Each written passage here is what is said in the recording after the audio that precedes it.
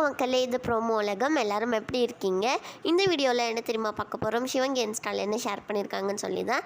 சிவங்கி இந்த ஃபோட்டோ தான் இன்ஸ்டாவில் வந்து ஃபஸ்ட்டு ஷேர் பண்ணியிருக்காங்க. அதுக்கப்புறமா ஒரு வீடியோ கூட இன்ஸ்டாவில் ஷேர் பண்ணியிருக்காங்க.